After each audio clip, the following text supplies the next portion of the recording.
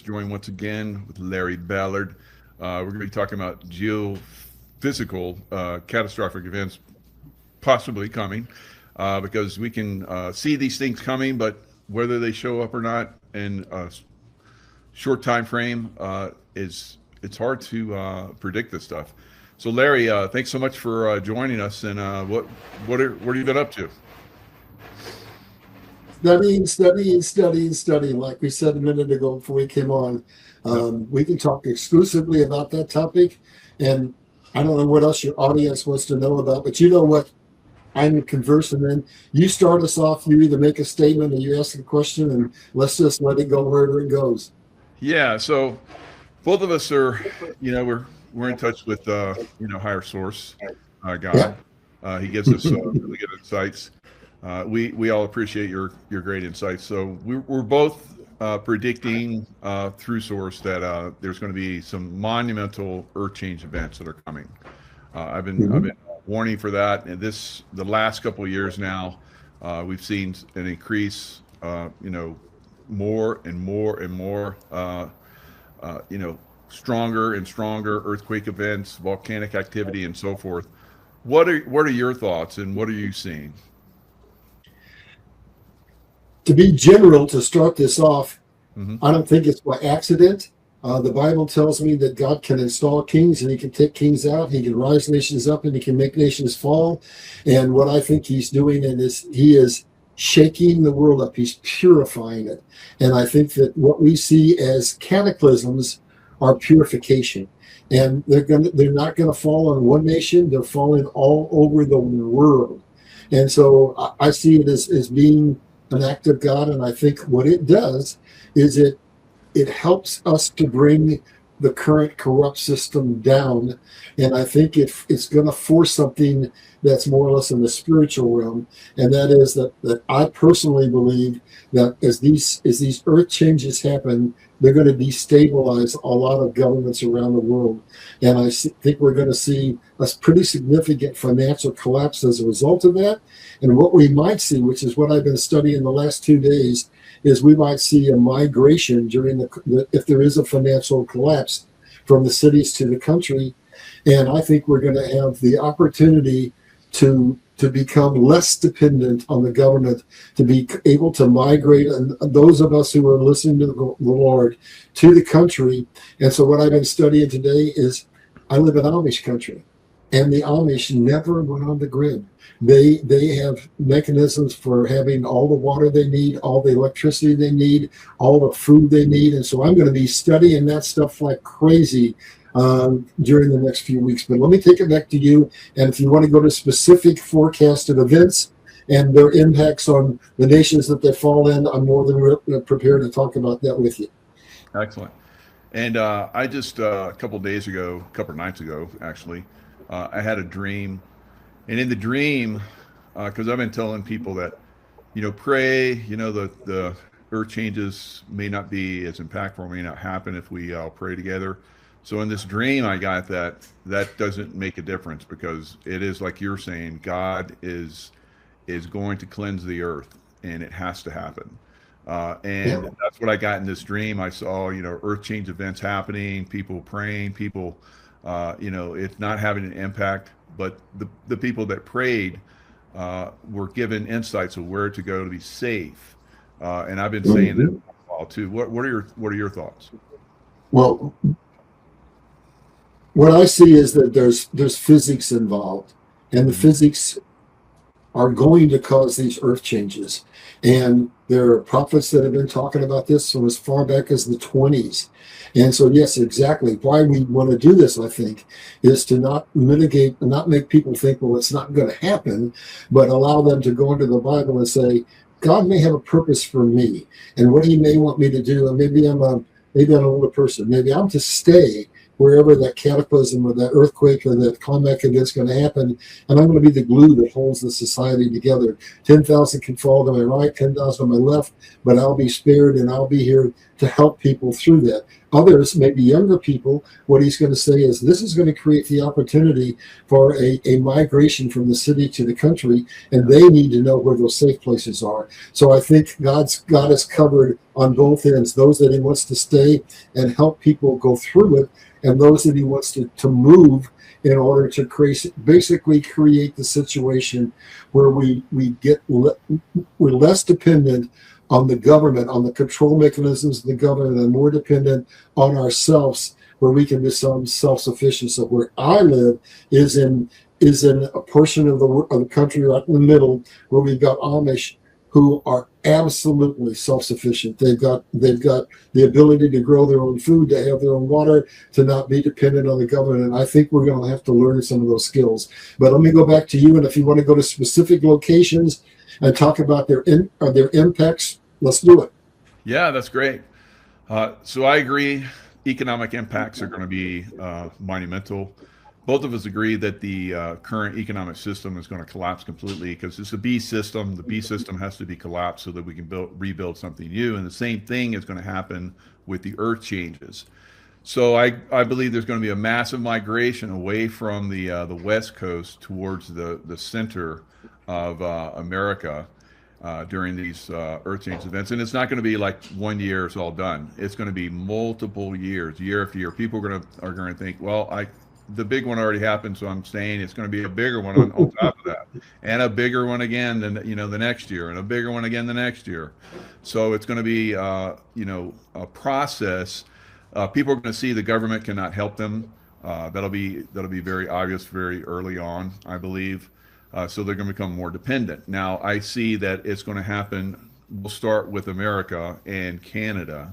So all along the western coast, even all the way down into parts of Baja, we're going to see massive, dramatic changes, earthquakes, volcanoes, tsunamis, and they're going to intensify over time. Ripping apart California to a massive extent. So a lot of those people, when they migrate, are going to take their creativity, their technology, their ambitious ideas and so forth, and they're going to move into the central parts of the United States. Same thing with Canada. I think Canada and America will become very connected during this time frame. Alberta, as we know, is already trying to secede. That process will probably happen on a greater and greater basis over the years. And I agree with you. Kearney is horrifically corrupt. And that's going to be revealed, and more Canadians are going to just want to leave that corrupt government system. So what are your thoughts on that? Well, I'm going to add another layer onto what you said. Yeah. I'm going to add on a layer of geopolitical events. The events are going to happen all over the world, but Europe is in economic trouble, and they're going to get hit by these earthquakes. China is really in economic trouble, but they have all kinds of climatic things happening. They have water spouts that are coming up out of the ground. There's basically artesian pressure. They've got probably the worst typhoon cyclone period they've ever had. They've had 3 big typhoons that have stalled, and right now Three Gorges Dam, as of about a week ago, the last time I checked, had every spillway open.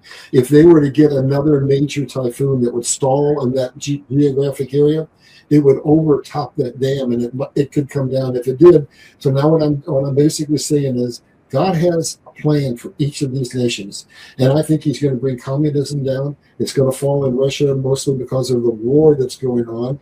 It's going to fall in China because of the economic situation. But let's just say that Three Gorges Dam went, it would affect 3 of the largest cities in China, about 120 million people, about 40% of all their agriculture. I think given their weakened position, that'd be enough to bring them down. And in terms of what you were saying about it happening, you got the East Coast, you got the West Coast, and you got the New Madrid Fault. We have 3 specific areas where the geologists are saying things are waking up. And then globally, and then I'll come back and let you go into any one of you want.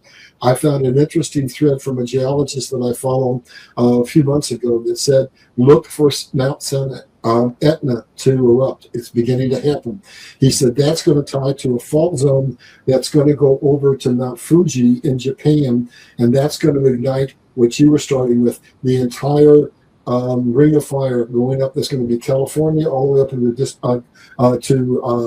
Canada, all the way up to British Columbia, all the way over to Japan, and all the way down through Hawaii, which now is erupting, and all the way down to New Zealand. So you take us wherever you want to go, but I think that what we're going to see is governments falling, geopolitical structure falling. And then the last thing I'll say before I get off the geopolitical, America is going to have to make a decision. 80% of the world's population is in Asia. And now as manufacturing leaves China, and if they fall, it doesn't mean that whole region falls. It means something that actually good for them. It means that the manufacturing base shifts from control by China to going to Vietnam, to going to Japan, to going to multiple nations. And they're going to be an incredible economic force. So we're going to have to do, but based on what you were saying, we're going to be forced to align with Canada and Mexico and Central America and South America if America is going to maintain a leadership role in the world, which I think God wants, because we're supposed to be the nation that brings in the harvest of souls. So back to you. Well, somebody's asking in the chat, do I think Seattle will see a tsunami? Yes. Will it happen with this first major round? Possibly. But eventually it will be impacted. Same thing with Portland, Vancouver, Canada, and then down the coast into San Francisco and LA. And then eventually even San Diego will get hit, but it's further out.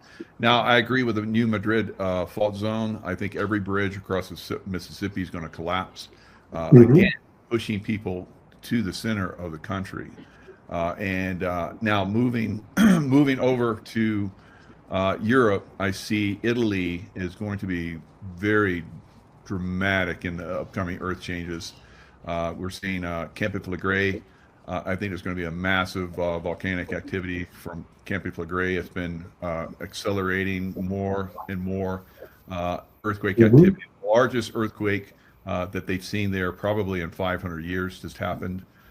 So Campi Flegrei is going to go. Italy is really going to get hammered, and it's going to affect all of Europe. And then moving over to the Middle East, I think we're going to see some serious earth changes in the Middle East at some point. I'm not sure what those are yet. That's going to progress as the earth changes really start to happen around the world. But I also, like you, I see Three Gorges Dam is going. It should have already gone, but this round of typhoons has really brought it to the edge, and I agree. If there's just one more, it's like it's gonna push it over the edge. So whether it's this year or whether it's next year, where more typhoons are going to come, even more intense, it remains to be seen. But Three Gorges Dam, people have been warned about Three Gorges Dam going for a long time, so I hope they're prepared, because it's tens of millions of people are going to be impacted, and many of them won't survive. It's all got to happen. It's all. I want to broaden our conversation. So I want to basically say that, in my opinion, what we're talking about is volcanic eruptions, earthquakes, storms, climate, and we're also talking about something that may be the biggest shift in the world that has ever seen that we don't think about, and that's the number one crisis that the world has is water shortage. So I'm going to take you back to the Middle East, and I'm going to take you to the Iran war, and what I think is liable to be the outcome over there. Communism is going to fall worldwide, and God showed me an Ecclesiastic when this war started with Iran that he was going to put a hook in their mouth and they were going to go down. Well, here's what's happening over there that I think is going to bring it down. So it's you got the kinetic level, that's what you would be most familiar with, and then you've got the economic, where they're blowing up bridges and trying to close the back door for the black market trade with Russia and with China. And then the UAE has come in and said, we are cutting off all connections with you. They were their banking outlet and their logistic outlet. So that's an economic squeeze that's on them. But the biggest squeeze relates to our topic of the day, and that is that their aquifers are literally dry. They have 8 reservoirs, and not a one of them, they're all from 3% to 8%. And so what I believe is really going to bring Iran down is a critical water shortage. It goes back to what they did in wars and hundreds of years ago. It's an old-fashioned siege. You cut them off economically, you cut them off from water and food, and then they only have a choice: either die or surrender. And what I think you're seeing is rapidly the people, and for that matter, the lower-ranking people in the RSGC, are saying the water and the food and the gasoline is a critical crisis.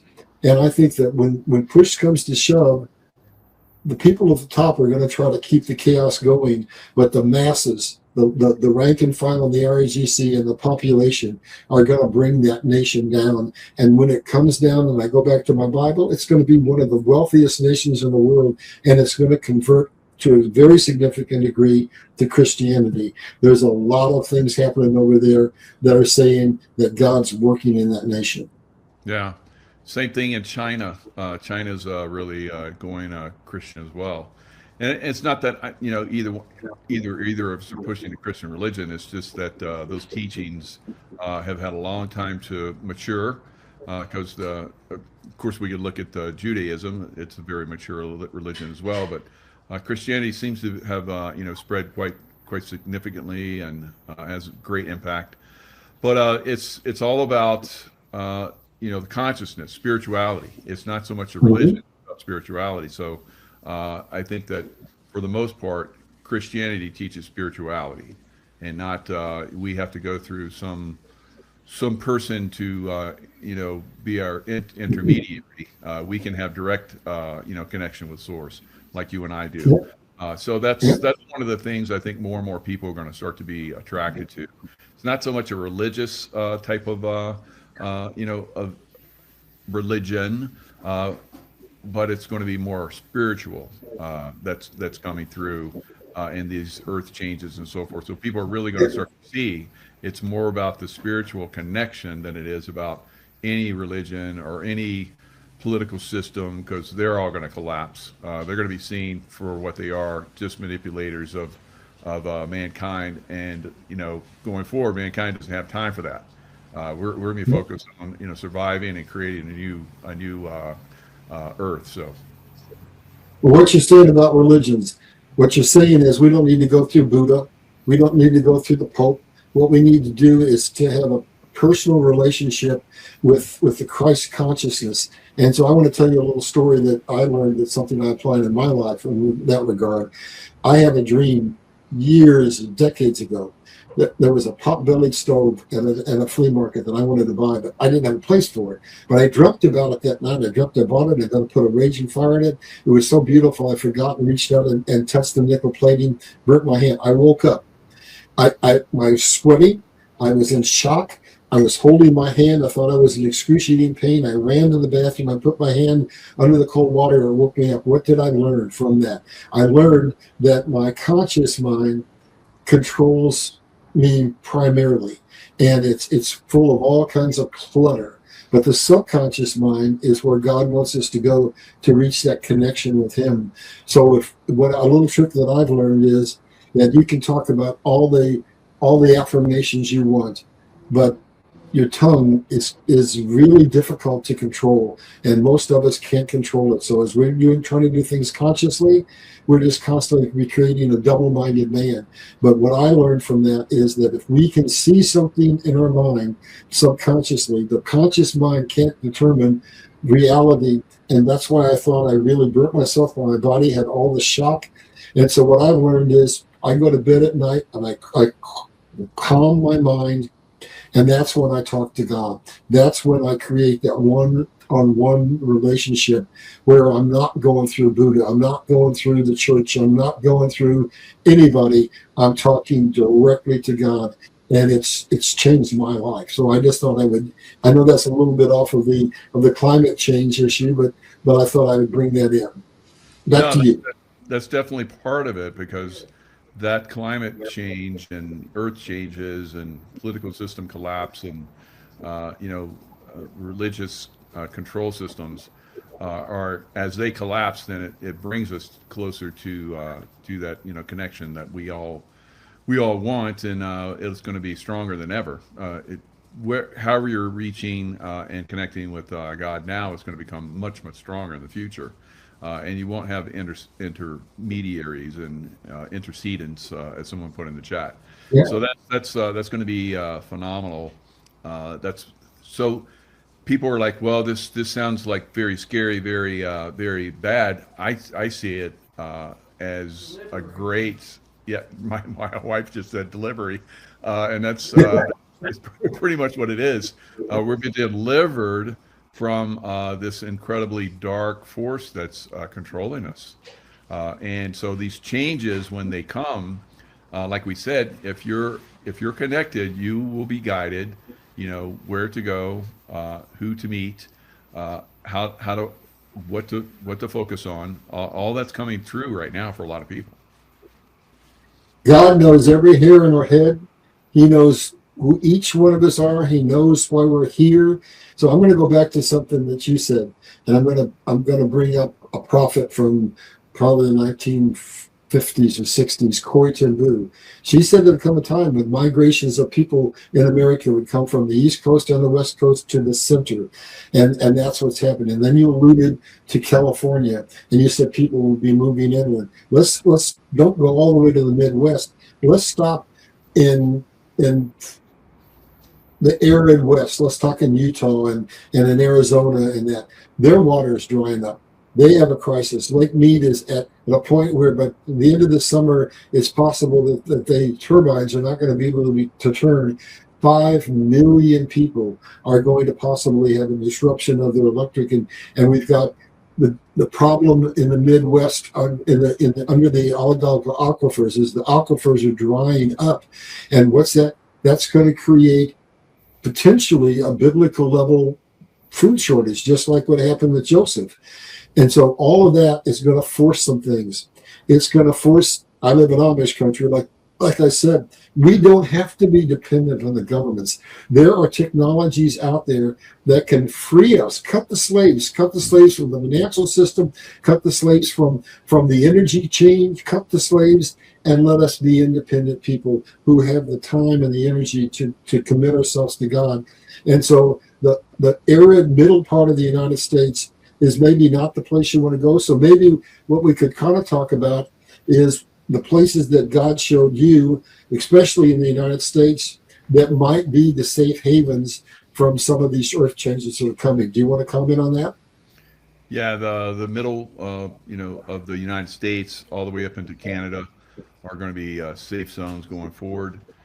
So from Texas, north in a wide swath going higher north. But like you talked about, there are problems with the aquifers, and I think that with these storms that are going to be coming in the next couple months, those are going to be replenished to a great extent. The snowpack and so forth along the western mountainous areas are going to be replenished. So that's going to help, replenish that. And then as the earth changes begin to increase in intensity and start to drive people away from, the coastlines, that'll bringing them into the center. That area is going to be replenished over the next several years. So there is this period of time where rivers are running dry, aquifers are running dry, but that is to prepare, like you were saying, for a replenishment of goodness. All right, so who knows? Maybe there was something in those aquifers that wasn't good, which is highly likely because of all the chemtrailing and all the stuff that's been going on. Maybe that leaked into the aquifer system, so now it's being dried out, cleansed, and as that chemtrailing is probably going to, I see it as already having decreased in a lot of areas. So as it completely stops, then that's going to be a boon to mankind and for our crops and our forests and so forth going forward. But again, like the dream that I saw, we can't stop what's coming. We can only learn to adjust and prepare.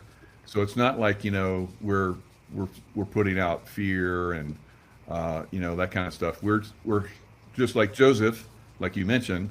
20 years of abundance, 20 years of famine. So they prepared. The Pharaoh prepared. Good for him. And then Joseph was put on a. He was right hand man of the Pharaoh, and Mhm. that lasted for a certain period of time, and then the Egyptian pharaohs started to hammer down on the Jewish community, and they were like, "Well, we're out of here. We'll see how you guys do when we leave." So, they went and started their own community, and Egypt collapsed. Eventually, that is what we're going to see. We're going to leave those Okay. areas where build up of civilization, like Moses led. It wasn't just Jews; it was uh, a lot of Egyptians left.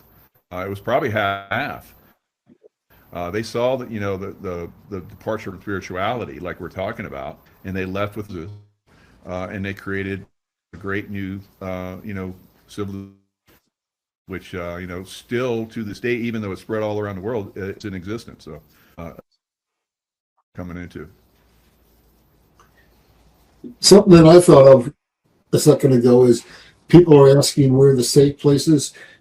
Maybe something I'd like to talk about for a second is what's causing this, and it's the heat cycle that we've had causing the Arctic ice to melt, and now we're finally seeing that there's enough ice pack melting that Russia is trying to use the northern corridor for trade, and then in Antarctica it hasn't been melting as fast, and there's a reason because we have soot and stuff falling on Antarctica, which makes it melt faster. It's not been happening in Antarctica, but here's what's happening because I've studied geology for years and decades.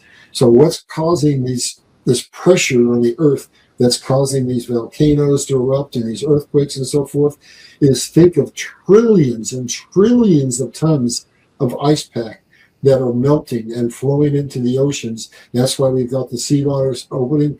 And so what's happening is it's affecting our whole climatic change because as more fresh water flows into the ocean, there's something that happens to the ocean. There's a cycle where the cold water comes from the Arctic and the Antarctic, goes to the equator and turns back. It's called the conveyor belt. And as we get more fresh water, that conveyor belt slows down and it causes a shift in the location of the jet streams. That's what's causing all the instability that we see along with the heat. But what's causing the earthquakes and the volcanic eruptions is that water is now flowing. Remember, the Earth is on a 23.5 degree tilt. So millions of tons of pressure are being exerted down on the plates of the planet. And so that's part of what's happening. And then down in Antarctica, that they haven't had the snow melt that they've had, but Antarctica is a huge landmass. Well, there's been a crack, and that's created one of the biggest glaciers in the world that's now separated. And they're saying that now it's going to be free to slide. And if that slides off the continental plate and falls into the ocean, that will create one of the biggest tsunamis the world has ever seen. And then we go to the Canary Islands, and there's a giant volcano that happened years ago, split the island in half. They say if that pumps again, that will fall into the ocean and create a tsunami. And then you were talking about the West Coast, and we go back over 300 years, and we find out the very area you were talking about, Seattle and Portland, out on the ocean, opposite them, there was a huge earthquake, and it caused a tsunami to hit Japan.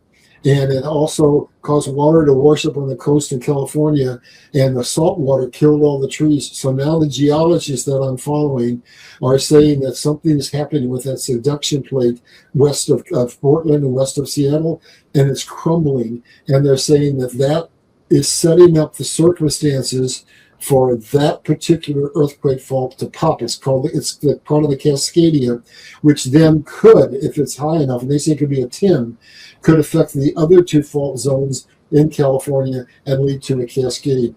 But it would create, so we've got the possibility of two of the biggest tidal waves on the world happening, one off the west coast of the United States, the other over the Canary Island, and basically all kinds of issues. So what's it say?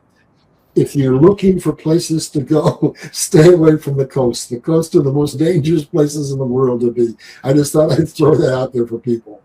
Yeah, that's going to be true, but it's a timing thing, and you might miss out on some things, but it's better early than late, because if you're late, then it's all over. So Well, uh, it's like what you said, Michael. Sit that's right. down and pray and ask God, should I stay or should I move? And if I move, where should I go to? And what might help you is go do some research. There are tectonic plate surveys out there that show you where every fault zone is. It shows you all the places that are susceptible. It shows you places that have granite. So even if you don't hear everything you want from God, you can go out and you can see where all of these events are most likely to happen. So don't be caught and be, as you just said, late. Because if you're late, it's absolutely too late. Go ahead, back to you. Yeah, and somebody posted Seattle just released tsunami escape routes, and they've been doing that over the years. But is this the time? I would say we're very close. Of all the time in history, we're going to see in current history, because this has happened throughout Earth's time. We're seeing massive events like this. So it's not going to be anything new.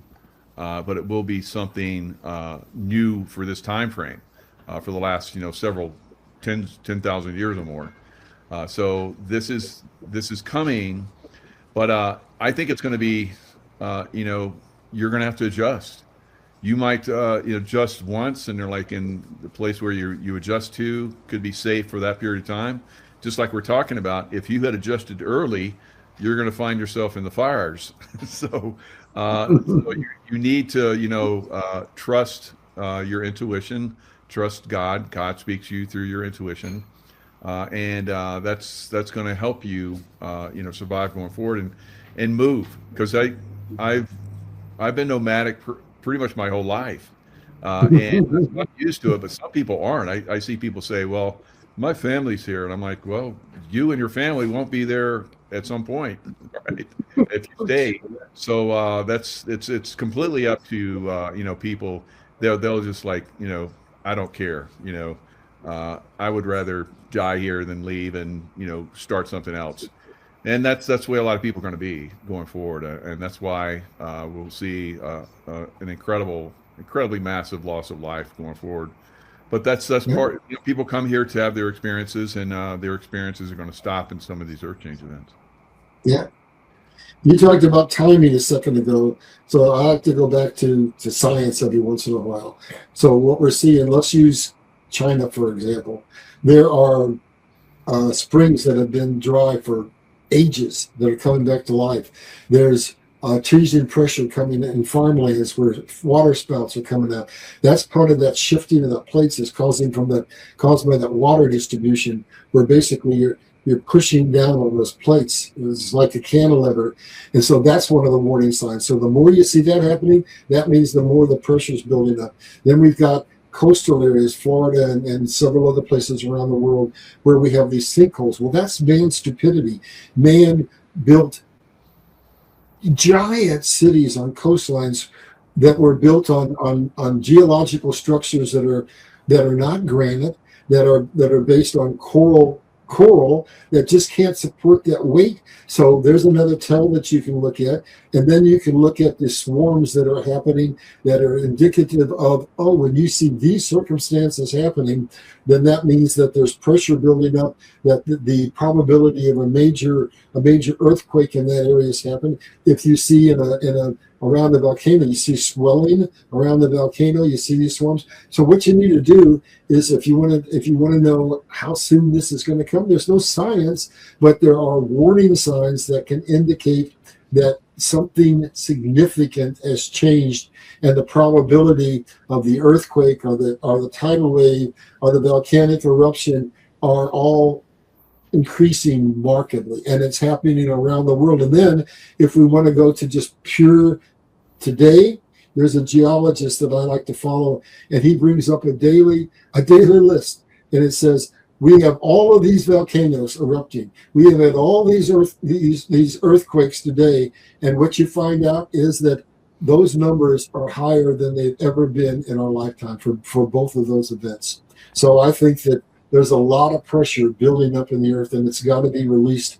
And I think it's going to be released sooner than later. Look at what happened in Venezuela. That was a major earthquake. There's major earthquakes happening all over the world right now. So just go do a little research, and you'll find that this isn't like what we've seen from the 50s, 60s, 70s, 80s. Everything is accelerating and looking more like there's significant earth changes that are pregnant and ready to happen. Yeah. And, somebody asked, are the dams going to collapse? So this is images of Tartaria, energy chambers found at Niagara Falls, 1896. So they dug down and they found all these tunnels that looked like, what we see today for, in our dams and our, power plants and so forth. So there's evidence that they had, massive dams and, collection facilities for power and so forth in the past. So they were destroyed. What destroyed them? So, these earth changes happen throughout time, like we're talking about, and it could have been a localized event, like we're talking about, as far as like a geological tsunami event that impacted in 1700s. Japan had a like out of the blue, a tsunami hit them, and then the same thing, like you're talking about on the coastline of California, Oregon, where they have ghost forest, where the cedar forests were impacted by salt water and they died. So these ghost forests are there. You can see the stumps of them and everything. So these events on that scale have already happened, but I believe we're going to see events on a much massive scale. We're already starting to we're getting the warnings now. They're ramping up, and I think over the next several months, we're going to see something, even more intense. And then into next year, they'll intensify on a whole new level that we've never seen in, modern civilizational times. I look at it as a cleansing, and what I've been. This is not coming from God. This is coming from research and analysis. I'm seeing that the financial system of the world is now at a point where the debt's so high that it's going to collapse. But we need triggers to make it happen. And one of the things that's going to trigger us, going to get out from under the debt slavery system, is massive turmoil that's brought on by all these geological events. They're going to trigger governments to fall overnight. God says, I can raise up a nation, I can bring it down, I can raise up a ruler, I can bring it down. So what I think God is doing is helping us to get out from under the tyrannical slave system that we're under and give us a chance to start over. So I'm going to go back and grab something from history. If we go over to Asia, that was the cradle of civilization. And the Nile River and the Tigris were they made all that area of highly, productive. Well, now Turkey, we're going into the Bible. Turkey has built dams on both the Tigris and Euphrates, and they're drying up. And we talk about the four angels in the Euphrates River being loosed upon the road. All of this was all foreseen by God, eons and eons ago, and it's all designed to where man goes along, and we get corrupt, and we need to be set free. And so it's just like when the captives got set free in Israel. These events are actually to provide a cleansing, to allow mankind to take a different course, to get away from the LGBT stuff, to get away from a corrupt financial system, to get away from corrupt politicians, and to surrender to God and move into that spiritual realm that you were talking about, where we have a true relationship with God. Yeah. So, and again, people were like, where we're going to go, how's this going to work out? This is in Turkey. You mentioned Turkey, Mhm. Derin Kuyu, underground city in Turkey. Now, there's several of these. They haven't brought this out yet, but I know that they were connected underground. So they built massive cities underground that housed and protected many people. And the way it's interesting, these were abandoned for a long time, and no one knew anything about them. The way they were refound is a guy had like chickens or something that were like disappearing in his wall. He had a hole in his wall, and they're disappearing. It's like broke the he broke the wall open and went into this underground chamber, and that's how they found that city. But there were many of these down there, and I think they're eventually going to reveal that. And they were connected deep underground by tunnel systems. So this is something that we've had to go through on many different times throughout history. Will we have to go into underground cities? Uh, not yet, not yet. I don't know. Maybe never again. But at some point, it's safer underground. So we may see a lot of people going into underground shelters. There's this movie on, I think it's Apple Plus. It's called Silo, and it's kind of gives us a little idea of what these underground cities might have been like, because the people feud and so forth, just like they do on the in our cities now. So I think that the cleansing of a lot of these people that are, not of higher consciousness, that's part of the cleansing, not just the earth Mhm. being cleansed, but also these people of very low consciousness, the thieves and rapists and murderers and all these different things, and people that take advantage of others. They're not going to have anybody take advantage of, so they're going to like die off. So, and no one's going to feed them like they do now. Like some of these cities, democratic cities, they, put take people back out of jail and let them go again. So it's that all that's going to stop. So it's a cleansing process, and it's hallelujah. Let's get this on. Let's move forward. Well, I'll make a connection based upon what you just said about cleansing. So this is moving into the area of how these climatic changes and earth changes are going to cause geopolitical realignment. And so what we had is over in Europe, that was a cradle of civilization. People fought forever. We had a 1400-year ongoing war between Islam and Christianity. Nobody could get along. They feuded. And so what did God do? God said, I'm going to let them have a new start. I'm going to take all those people who hate each other, who kill each other, and I'm going to bring them over to a place called America, and I'm going to throw them in a pot together, a melting pot, where they have to cooperate to survive. And that was the formation of this new experimental government called America, and it was based upon a form of government that we've never had, a republic, a government of the people, by the people, for the people. Now it's been corrupted, and I believe what God is going to do is that a lot of this is focused on America, to cleanse America, and America is going to be forced in through the hardships to surrender to God.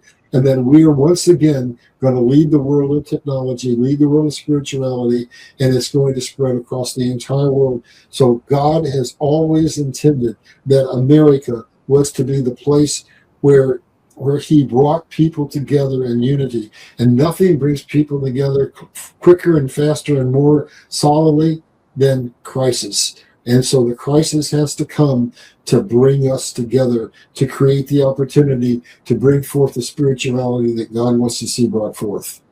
Yeah, and I witnessed that in before and after 9/11, regardless of who you believe caused 9/11, whether it was a positive event or it's definitely a negative event, regardless of how you look at it. But I was there. I was at the top of the twin towers, one of them, the tallest one, and looking out, and with some of my SEAL buddies, we went through a hand to hand course, and we had in Maryland, so we had a little time, so we all went to New York to walk the streets of New York. It was fun, and people weren't friendly. It's not like they were mean; they just weren't friendly. They're not outgoing to anyone, and so and that's the way it was. And then I went back again, I remember I took my son there when he was really, really young. I wanted to see what New York was like after the Twin Towers fell. You know, it was long enough after it, so there's no, stuff in the air and pollution and so forth. But we walked around, and everyone was friendly. Yeah. So again, crisis event, and people become, more beatific. It's Mhm. amazing how that works. Yeah. I mean, so I just guess I want to say, from my viewpoint, God is actually creating something that's going to set the captives free on a level that we've never seen it before. And when we come out of this, it's going to be a much better world, and we're going to be not able to be controlled by forces of evil like we are. So we're going to go from a centralized government to a decentralized government. We're going to go from China being in control of trade to trade being distributed around the world, from the U.S. controlling the world with money to being a decentralized currency, from hoarding resources to sharing resources, from hoarding technology to sharing technology. And what are all those doing? All of those things are all creating unity. And what's going to really, really spark it is we are now about to get disclosures, not just for the United States, but for the world, as to how we've been enslaved, about how the election systems have been stolen, how Venezuela and China and Spain and England all colluded to steal our elections, how 71 other nations had their elections stolen, how the monetary system is a slave system where every dollar that's printed creates a debt obligation in the form of a treasury note that creates that debt pyramid that collapses. All of those things are going to come out. And when that happens, what's going to happen is our eyes are finally going to be open, and we're going to be sensitized to what's been done. And the truth is going to set us free, and it's going to create unity around the entire world. And the wars, Donald Trump has already ended 7.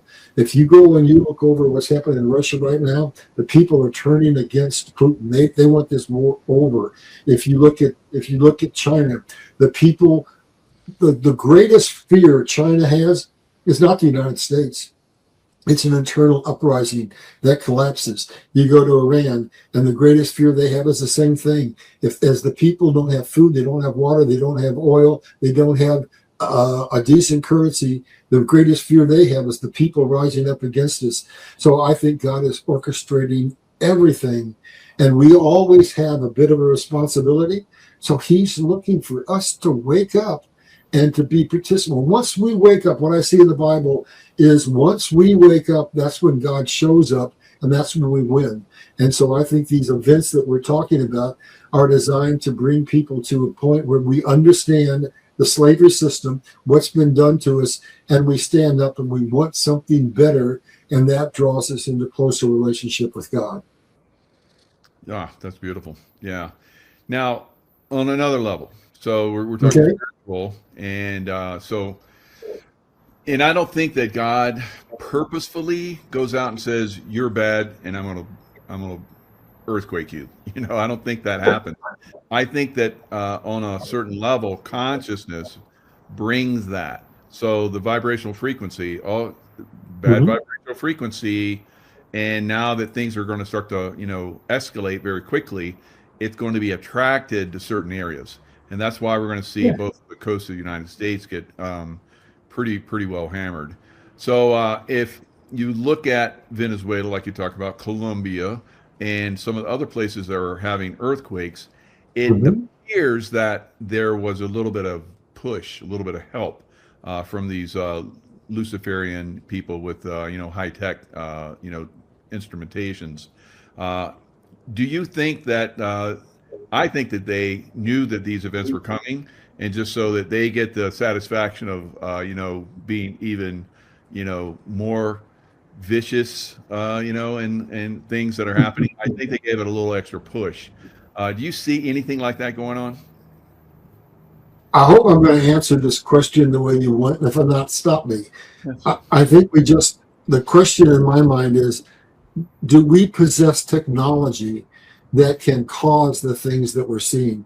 Well, I think we know from the simplest one, we know that we can control the weather. We know that HARP can control the weather. We know that we can control the path of a typhoon and whether it stalls or whatever.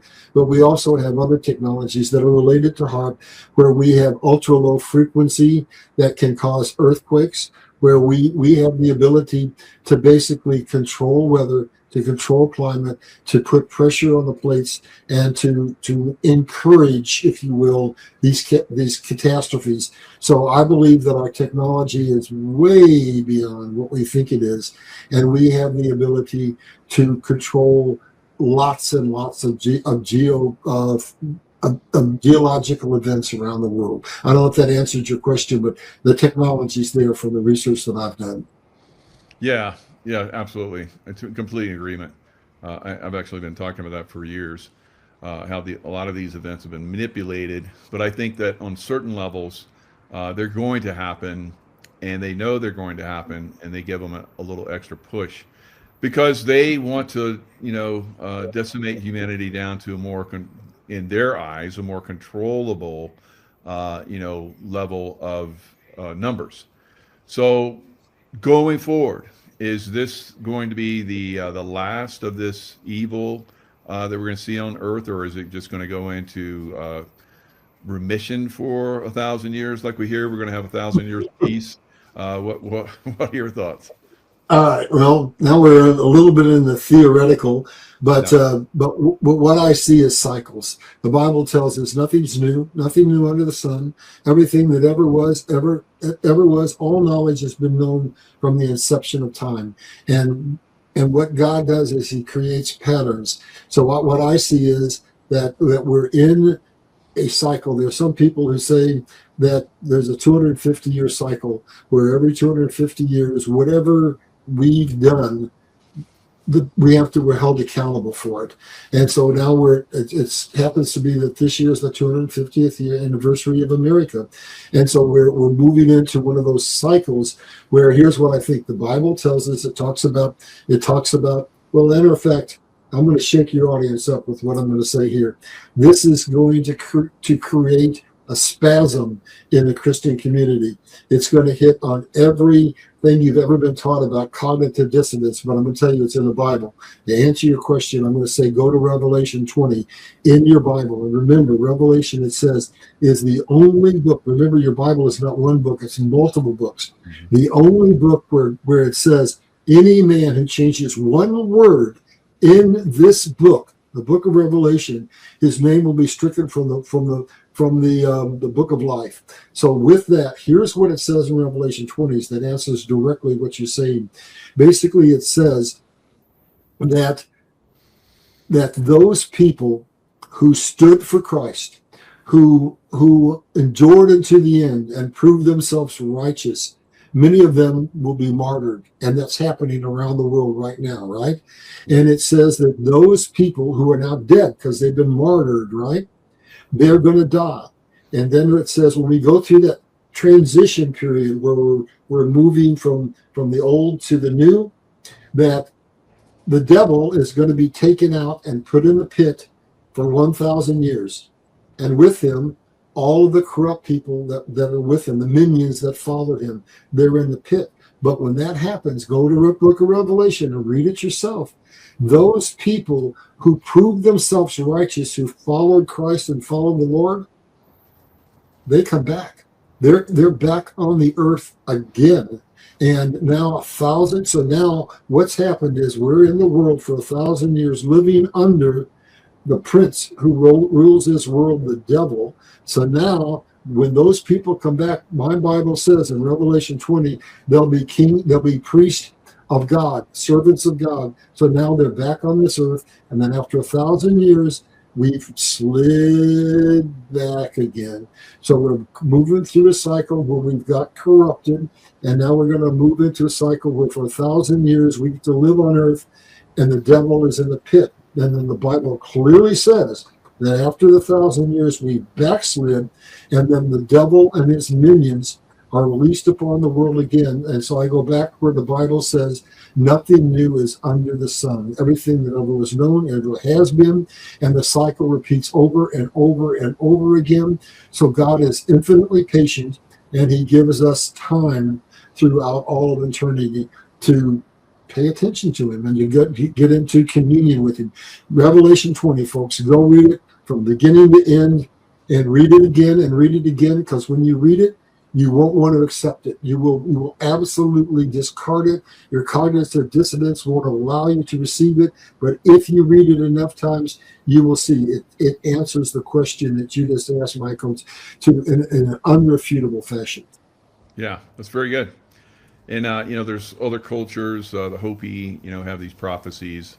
They've prophesied this time frame that we're moving into, where the Earth changes return again. They were part of the last cycle. They've been through many cycles. So they're constantly telling the future generations, and like you're saying, they can't change a word. Their history is verbal. It's not written. So if someone is repeating the coming history, or the history, and then the coming Earth changes again, which we're approaching. If someone changes one word, they correct them.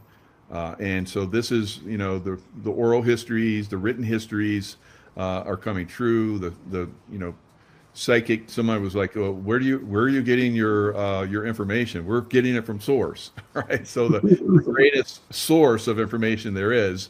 This is a lot of people don't understand that, and that's going to be a problem for people going forward. As far as like moving and getting to the right places, like we're talking about, because even in the midsection of the U.S., there's going to be problematic times, droughts and flooding, like we're seeing right now. There's flooding happening in Indiana and so forth. There has been massive in Texas just a few weeks ago. Yeah, exactly. So. That's the middle. So if again, you could be like, well, I need to get to the middle, and then you get there, and then the tornadoes, wipe you out. So you have to be, flexible going forward, guys. You mentioned the Hopis, so maybe I can jump on that for a minute, because our backgrounds are very similar.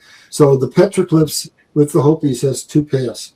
One, you go and we fall and we go down. The other, we go and it just continues. So we're coming into this period of cleansing, and it depends on the decisions we make right now what's going to happen. So here's what the Hopis say. They say that 4 times before, and the geological record substantiates it, the world has been more or less destroyed 4 times.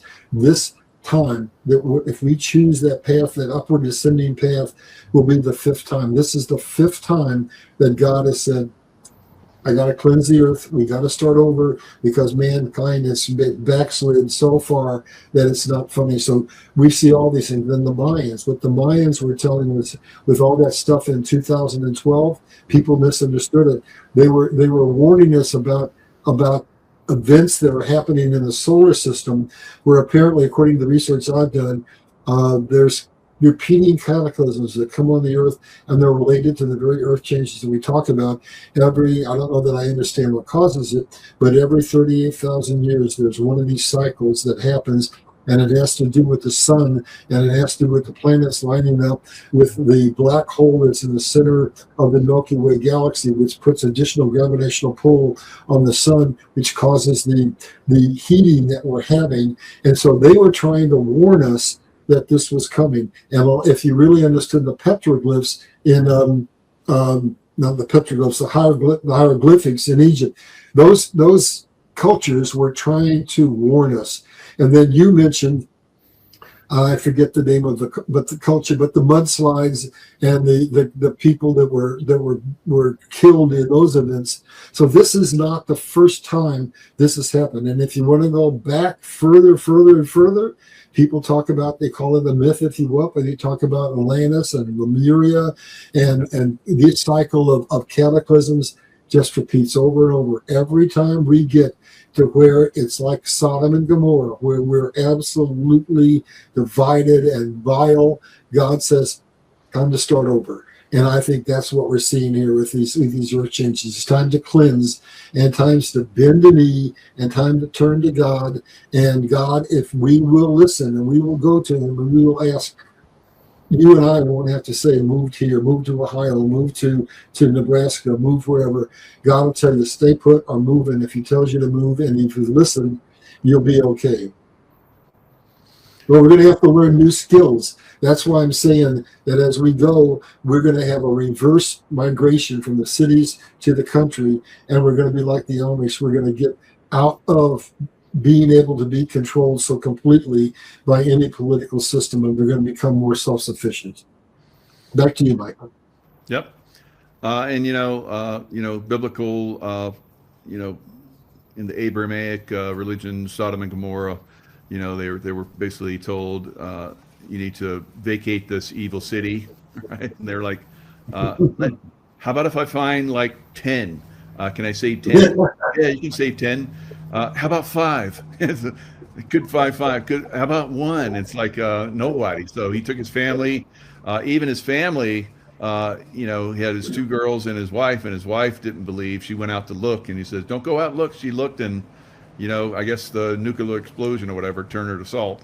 So and they've actually found Sodom and Gomorrah, and there is a radioactive, evidence that it was destroyed, and it's amazing that these biblical events are real, and they're sometimes connected with, higher technologies and so forth. With Moses going across the, Red Sea and so forth. Was there some kind of form of high technology that allowed that to happen? So, we have high technology now, like we talked about, this evil group that seems to want to, shake us up on their schedule, and directed energy weapons and HARP directed energy weapons and weather modification, all the different things that they're using against us. This is not something new as well. This has been going on for thousands of years, throughout Earth's history. So this time, I hope, we get to the point where we learn from history, and, we need to look back and learn from history, but we go forward on a level and reach a level that, we never, fall back again. So that's my hope. That's my prayer. Unfortunately, I think we always do, like the Exodus. 40 days is all it took. Moses is gone, and then they're already building idols. Well, I don't know how much more time we have. So your wife reminded me to ask a question to see if there were any people in your chat that had questions for you or I before we wrapped up. So is there anything that's popping up on your feed that you think is urgent that the people want to talk about before we end this? So we'll put that out there. So if you guys in the chat, there's quite a lot of chatting going on.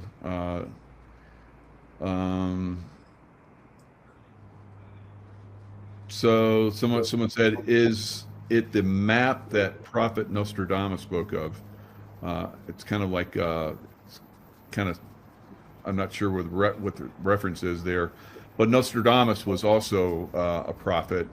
There's been prophets throughout time. God chooses his prophets. You and I never thought I don't consider myself a prophet, but I do get insights. But there have been, a lot of chosen over time, President Trump being one of them, that you would not normally believe would be a chosen one. So what were your thoughts on that? I've read everything you can imagine. I had to read every religion in the world in order to be prepared for what I was supposed to do. Where all these earth changes really first appeared in modern culture. Nostradamus was all the way back in the 15th century. Coming more forward, there's a man who's been vilified in history, I think unfairly. It's Edgar Cayce. People say he's demonic controlled, he's a psychic, he's evil. The truth of it is, Edgar Cayce was a devout Christian. He read the Bible cover to cover every year, all of his adult life. He never charged for the readings that he gave. The wealthy came and they paid him, and then that allowed him to do readings for people that he didn't charge for. And he had 3 trains of of consciousness that happened during his life.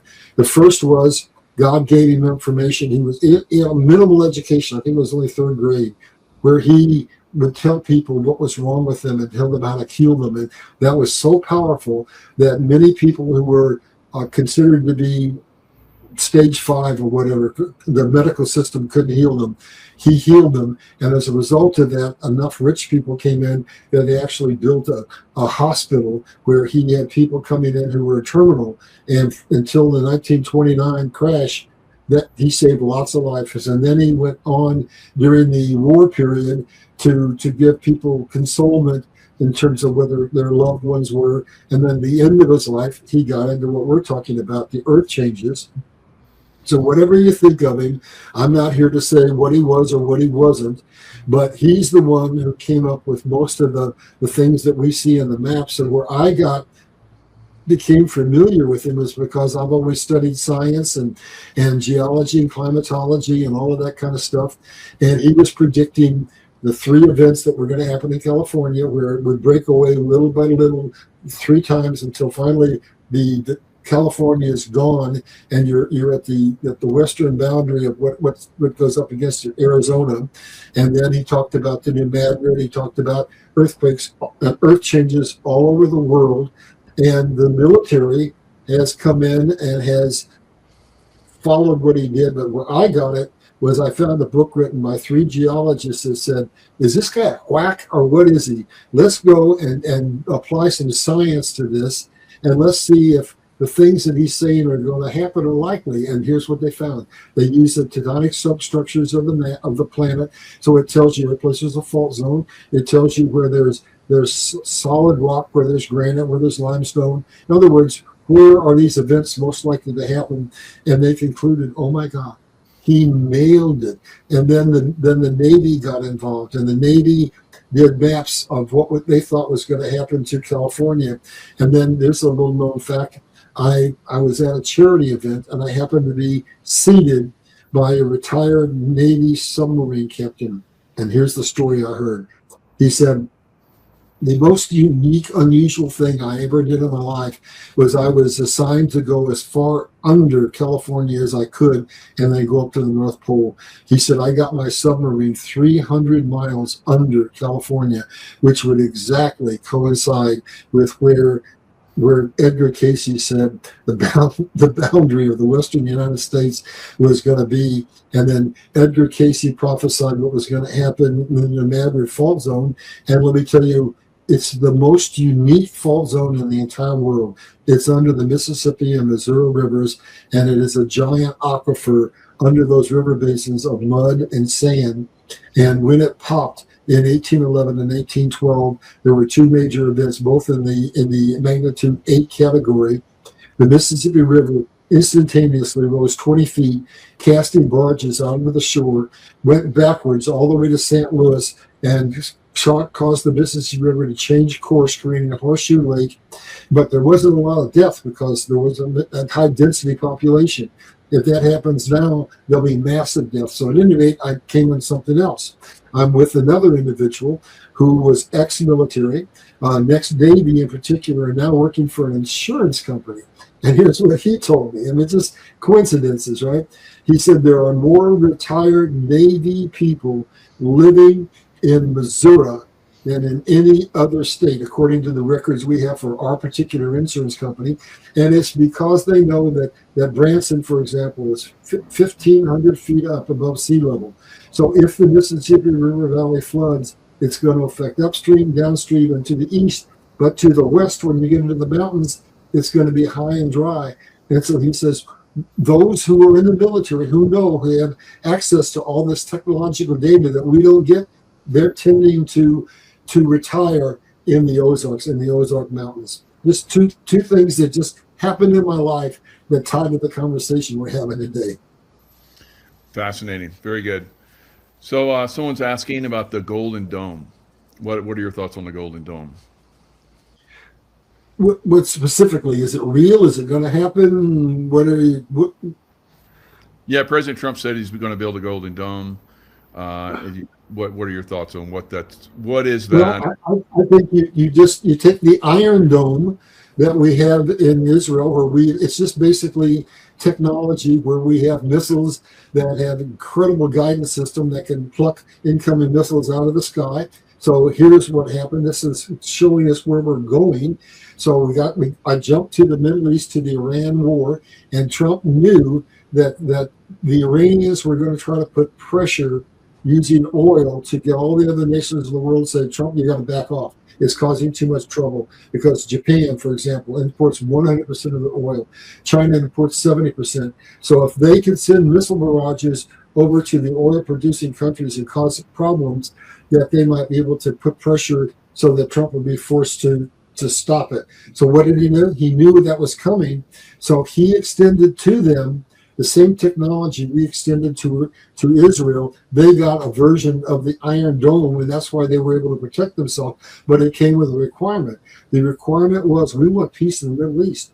And so if you want those Iron Dome equivalents, then you're going to have to join the Abraham Accords. You're going to have to acknowledge Israel, and you're going to have to go into a period of peace. And so now what's he saying as a result of that?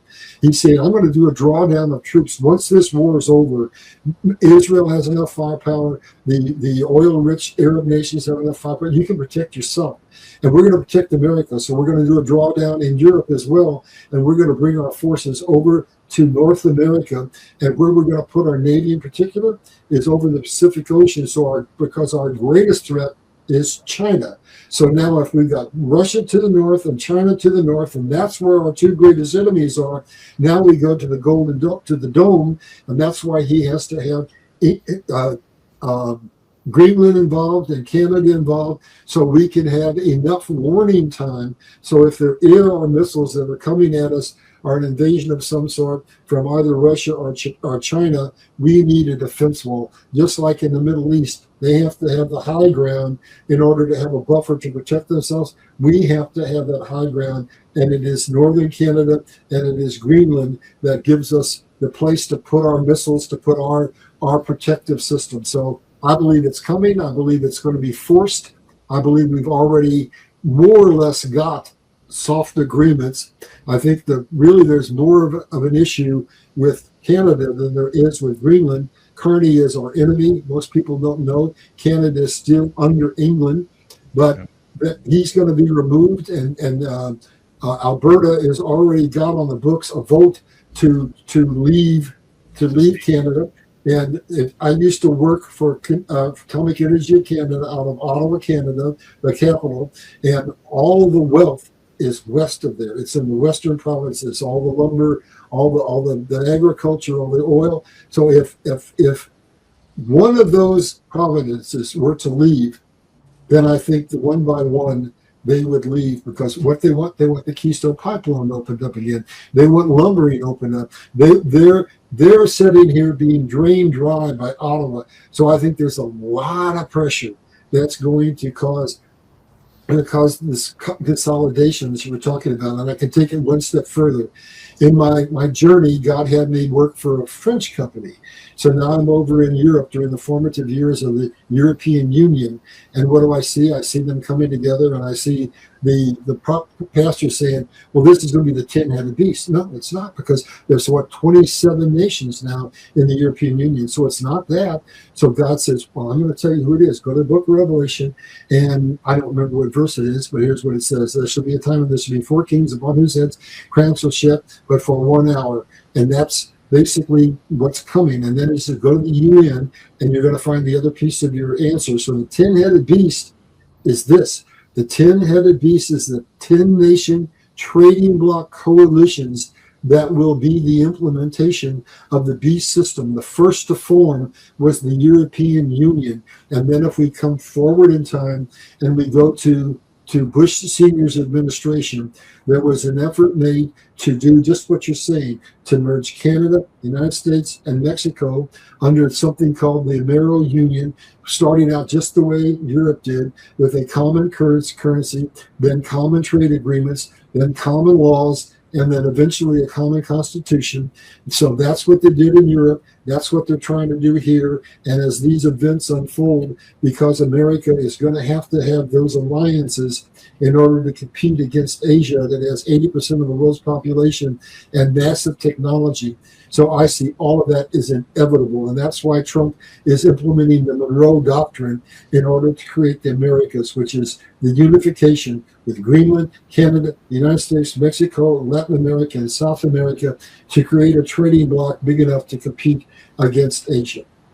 And then the barrier is to protect us against Russia and China and allow us to move from the Middle East, which has kept the world in constant conflict, over to the Pacific. So if we need to, we can go over and protect Taiwan and all those nations that are along China, the Philippines, Taiwan, South Korea, all of them, India, they're all in one way or another aligned with America because those nations understand that China is a pariah. And so we're now going to move over to where we can put our focus on our true enemies, which are England, coming out of the European Union, and China. And for those who don't really follow the Bible, I'll close on this comment and then we'll go wherever you want.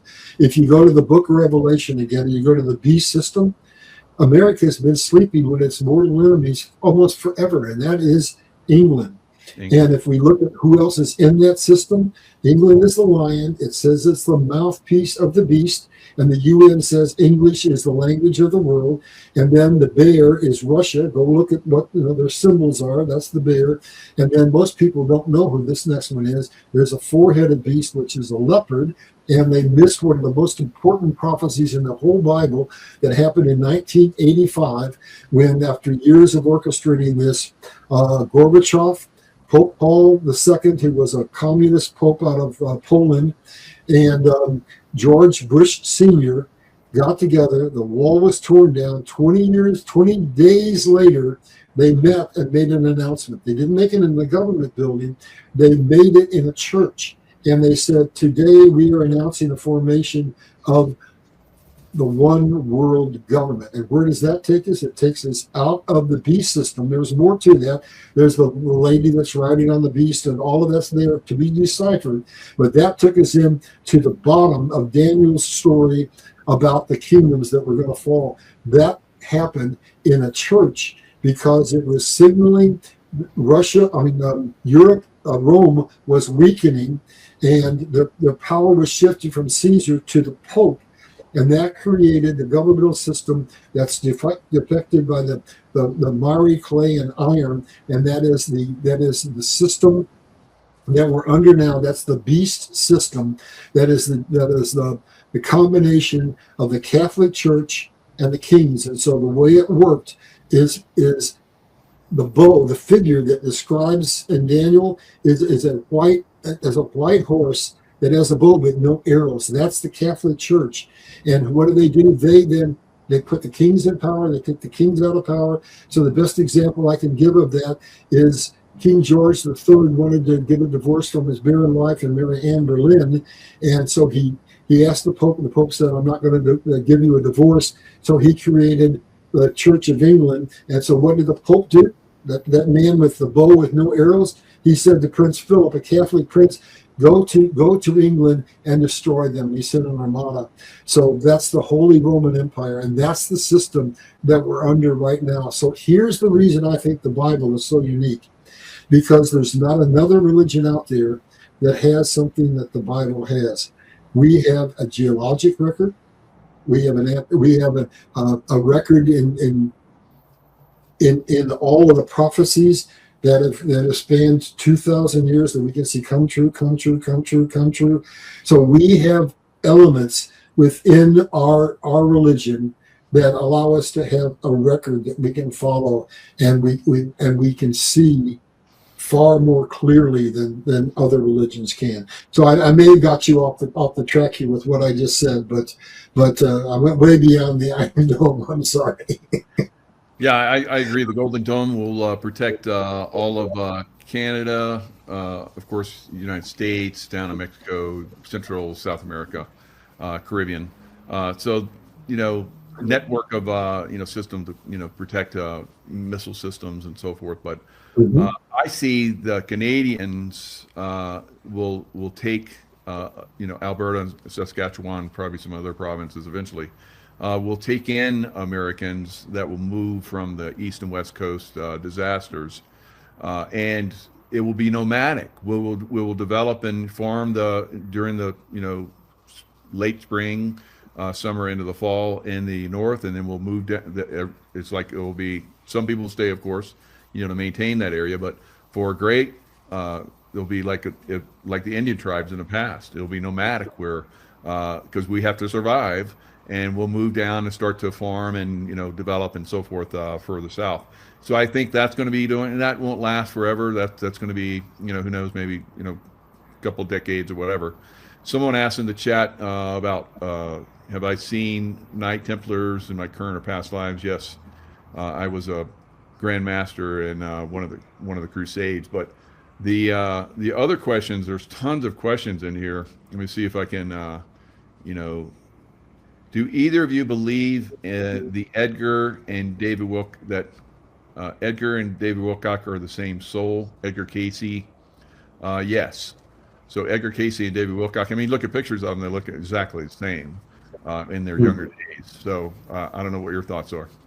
I don't have any thoughts on that. I'm not sure, but I can go back to what you were saying. No, what did you say just before you asked this last question? I was going to comment on your Knight response. Templars. So past lifetimes, Knight Templar. No, no, before that. Before that, what was the thing before The the Knights nomadic, Templar? Okay, people good. in America. I almost hesitate to say this, but I'm going to go ahead and say it. So we've had the Great Flood, right? And Noah's Ark and all of that, and we've got the mud floods that we think have coming. We have in the geologic record down in Antarctica. We have frozen animals, and we see that there was greenery, and we have maps that were drawn in the 15th century showing Antarctica in a different place, and we have the poles where the magnetism of the poles is shifting. So I hate to bring this up, but I think we're going to have not a huge shift, but we're going to have somewhat of a pole shift.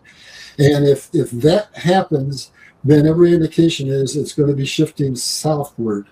And if that happens, now here's what happened that goes to your comment about nomads and so forth. The United States is now in the 40th latitude, which on both hemispheres is the sweet spot where the grain belt of the world is, because it's where the jet streams are. But if that pole shift happens and moves us south, then Russia, which has all of Siberia, the largest landmass in the world, that makes Russia the largest geographic piece of geography in the world, then that touches right on to China, and then you go over to Canada, which goes all the way up to the Arctic Circle.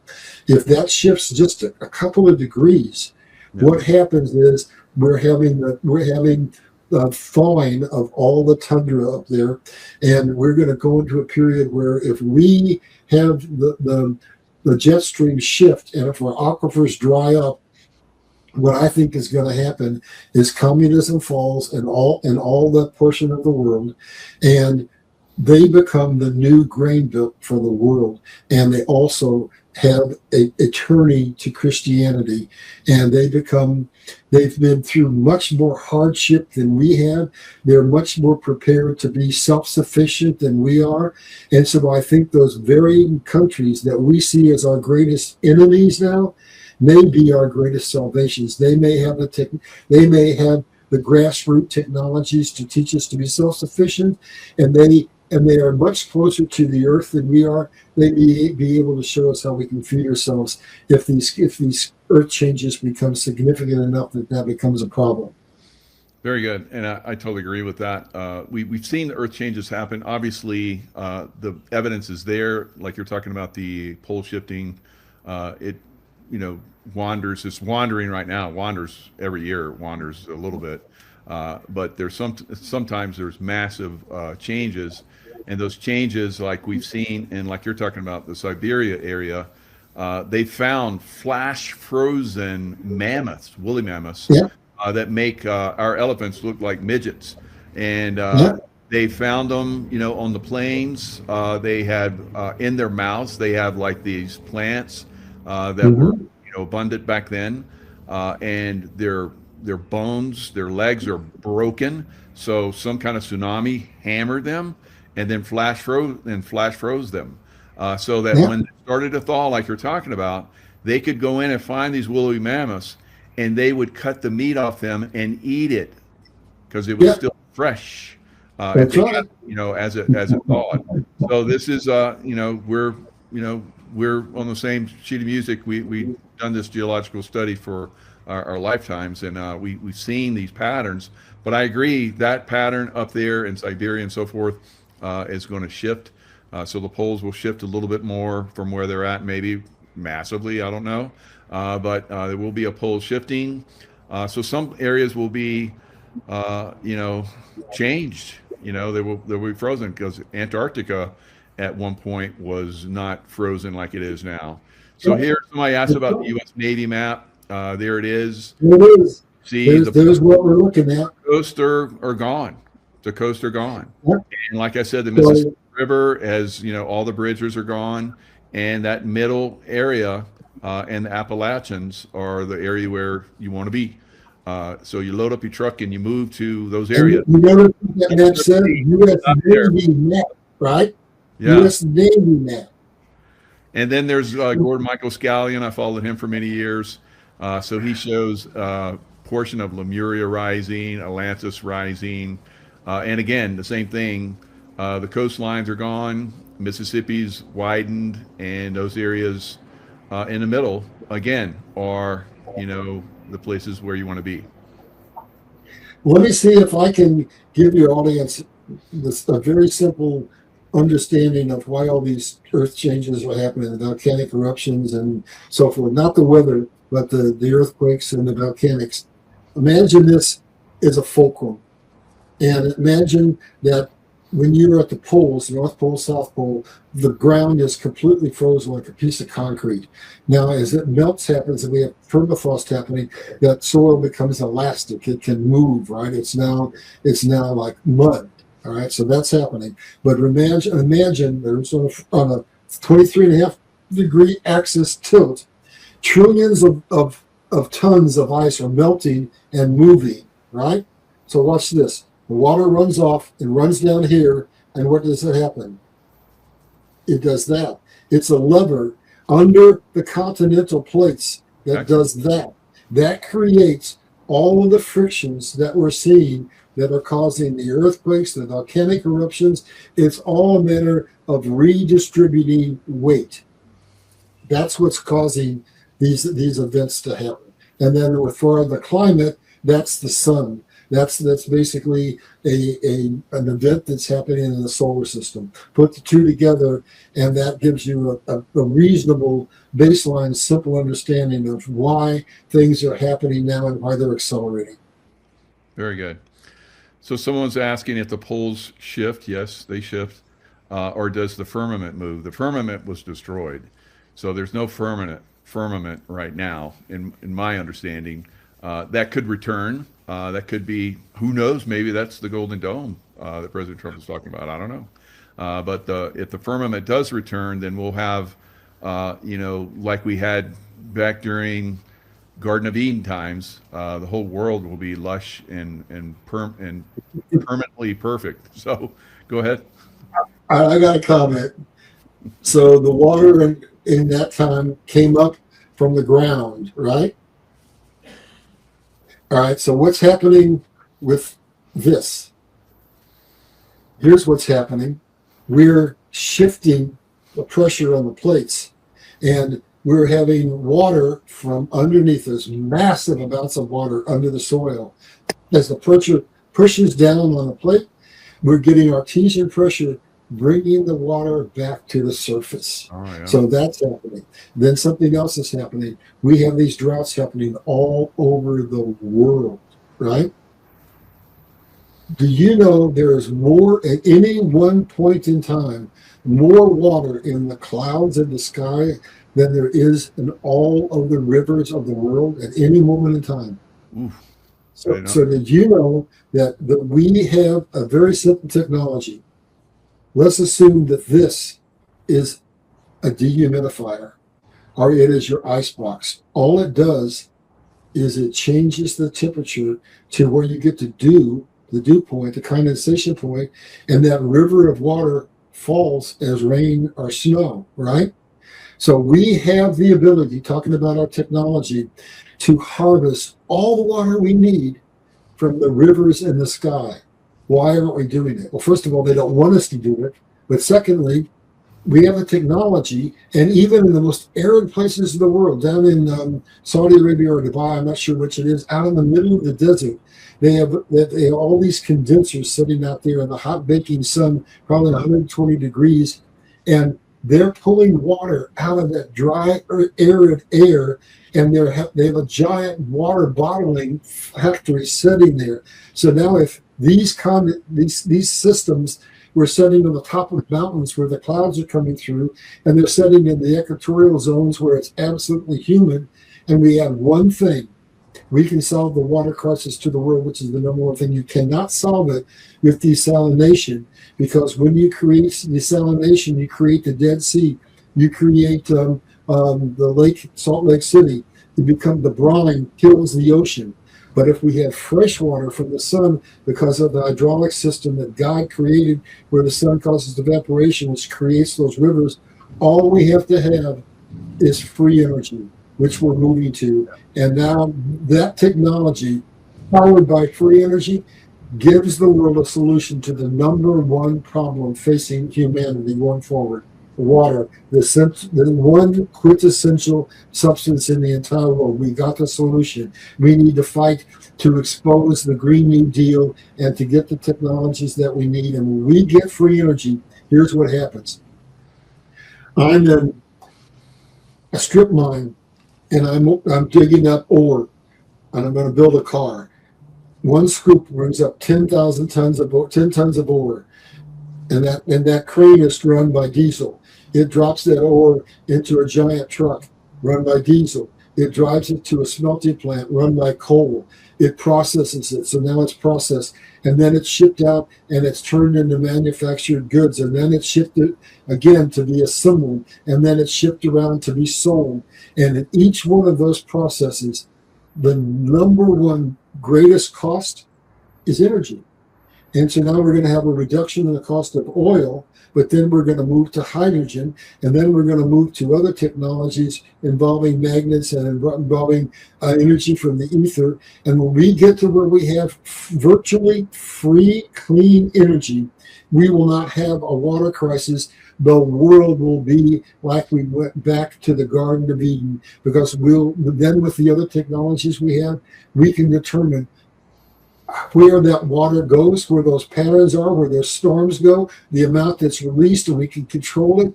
And the technology that's coming is going to create a veritable Garden of Eden. Yeah, beautiful. Wow. And so we're, in the past, one of the reasons why we're not going to have a complete collapse of civilization, guys, is because we're getting control of this deep state system and pushing it out. So in the past, they have been part of, making sure that we didn't know the earth changes were coming. And then when they did come, they came back as like the saviors and with all the technology and so forth, and they controlled everything. This time, we take charge of that. So we're informing everyone.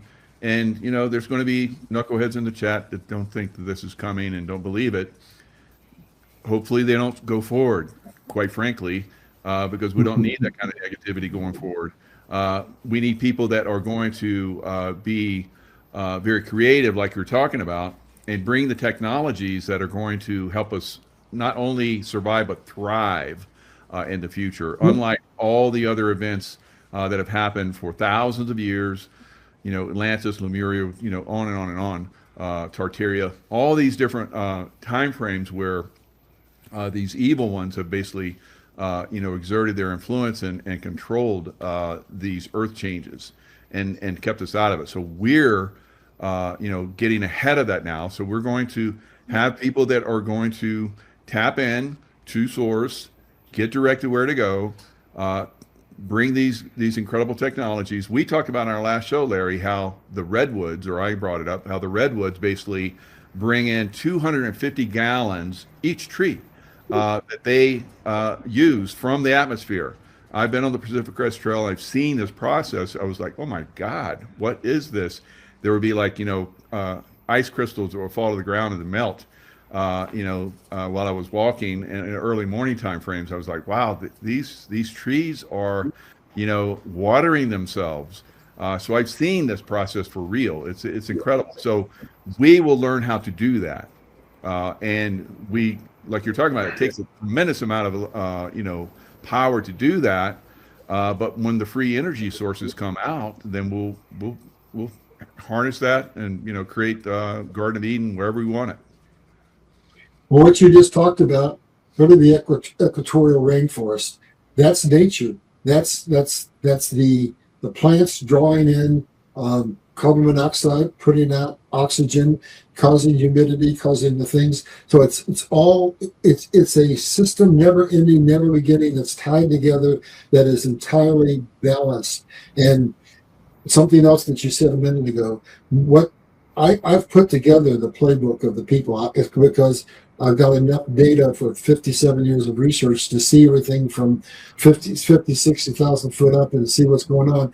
Their whole overall game plan was order and chaos, to cause the wars, to cause the economic financial collapse, to cause plagues, to cause turmoil, to create a water shortage, to create a situation where they would be able to kill, like the Georgia Guidestone says, 7.5 billion of the 8 billion people on the planet, and then they come in to solve all these problems for us. Well, now God is saying, no, I'm going to open the people's eyes, and I'm going to show the people what's been done, and the truth will set them free, and we'll stand up. And then let's go back to Nikola Tesla. Let's go back to Edison. Let's go back to most of the truly innovative scientists in the world, and they all said one thing: I didn't create it. God simply showed me the blueprint. He is the source of the knowledge and the information. I'm simply the scribe. Tesla said, I see the blueprints, I just come and draw them. And so it's out there, and everything in the world is coming from God. God knows the end before the beginning. And right now, what my history books show me is He'll let us get bludgeoned and bludgeoned and bludgeoned until we finally say we've had enough, and we are willing to bend the knee to Him and be open to surrendering to Him, so that Thy will be done on earth as it is in heaven. And when that happens, the door opens to spiritual connectivity, and all the genius of the world flows out, and all the problems that we can't solve now are solvable. Yeah. And, just like Moses, and the Israelites, and the Egyptians, when they left 40 years in the wilderness, we don't need to do that, right? So I hope not. we don't build idols, and we don't have those knuckleheads, join us. And, we basically create the right environments and so forth. So I think that's I believe very strongly that's what's coming. People are going to create on a level that's never been seen ever in the history of Earth. And that's because of guys like you and I that people are starting to listen to. We're getting people ready for this process. It's not anything to be feared of. It's something to be welcomed, because it's collapsing the beast system like we talked about. And we create the system, God inspired. So what kind of miraculous, beatific, world is going to be when everybody's tapped in like that? It's going to be quite phenomenal. So, Larry, this kind of we've been for an hour and a half here, so let's call it here. We'll wrap it up. Let's. I want everybody to know that Larry is having an operation. He found out that he's got some heart valves need a little work, so he's going to get some open heart surgery. And a lot of you are very tapped into prayer, and we'd ask you to tap into that prayer and say some prayers for Larry, for his coming operation, that is successful, and that he comes back to us and shares information like this again in the future. I appreciate that, Michael. And I'll just add to that. For those who follow me, I've told the story about how I've had multiple accidents that should have killed me over and over again. I get up and I walk away. This is no different. What all that's going to happen is my quality of life has been reduced because what I have is 4 clogged valves.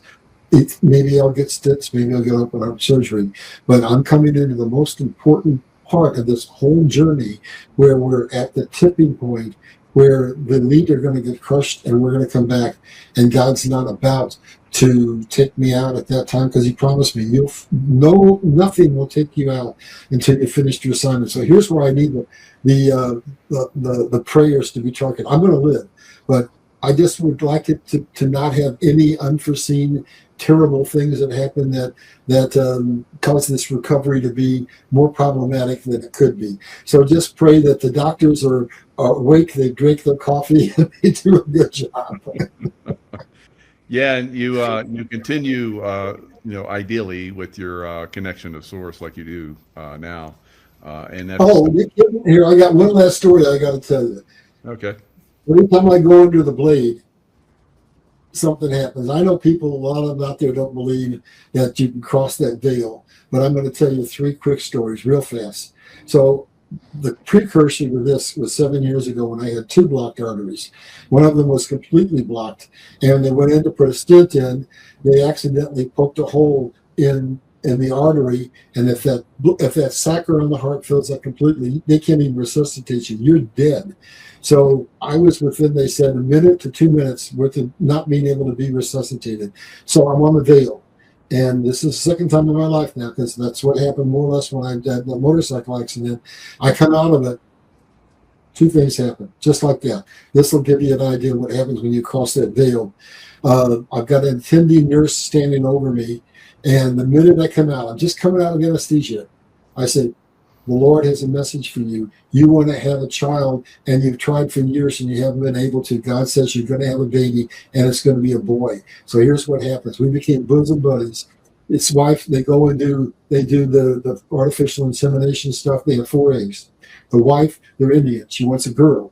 So they take a female egg, a second female egg, a third female egg. Every time he comes to me, he says, didn't you listen? That wasn't me. That was God. God says you're going to have a boy. And 1 egg left.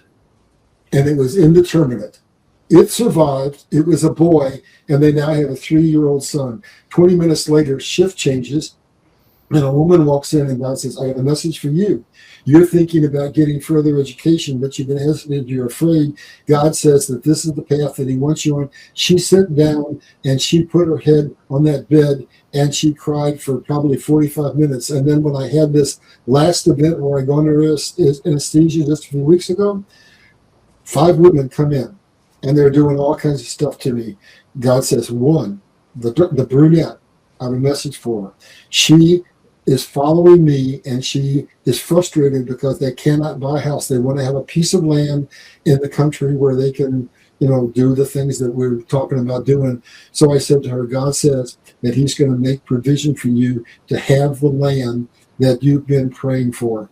And she didn't believe me. She was flabbergasted until I said this to her: go talk to your administrator and find out if I won't name the name on air, if a person by the name of this name works in your hospital and the intensive care unit. That's the gentleman I gave that prophecy to. Go talk to him, and you'll understand God's real and God talks to us. Her eyes went like the thought. That's beautiful. That's amazing. Good job.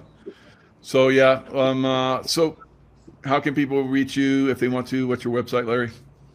Well, I got a new book that's out for a few months now.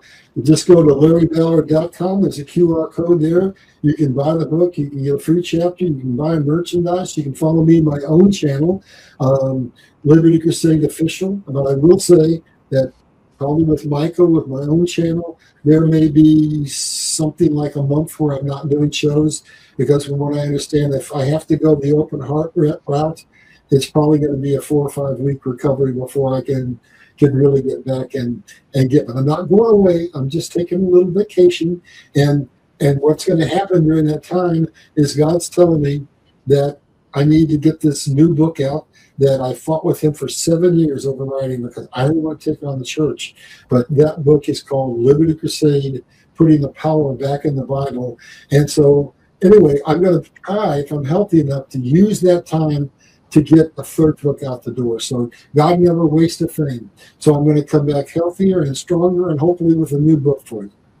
Very good. So it's LillyGower.com. And here's what I guess I want to say about that. Right now, we're going through the change. We're going to get our new government back. We need people who know what the Constitution is, who know what the Republic is, who know what the requirements are of the people who are under a republic. You've got to be informed. You've got to be willing to vote your conscience, so forth and so on. Everything you need to know to step into maybe a political situation or a position of leadership in a major corporation is in that book, Ordained by God. And here's the last and most important part. With all the scary things that Michael and I have been talking about, I don't have any fear at all. You know why? Because I know that God has it. And if you understand the truth that's in that Bible and that book, it'll make your fear subside because you'll be able to see through history and see that God has had America. We are a chosen nation, and everything's the story is we win, they lose. That's the bottom line. Beautiful. Well, thanks, Larry. Wow, this has been a great discussion. Every time we talk to you, you reveal so many great things. So I appreciate your insights and look forward to your speedy recovery and come back because you're coming back when things are going to get really exciting, I think. So, absolutely. Michael, it's always a pleasure to be with you. I don't know if you felt what happened, but I did. Every time you talk, it would bring something up of my reservoir of information, and then we'd go back and forth. I'd say something, you say something, I say something, you say something. So I think we've got a similar knowledge base, and we play very well off of each other. So thank you. I hope your audience benefited from what we talked about today. I'm sure they did. Yeah, chat was beautiful, and we had a lot of views. So I think it's going to be great. So we'll share it wide. And thanks everybody that joined us, and we'll see you guys next time. Thank you, Michael.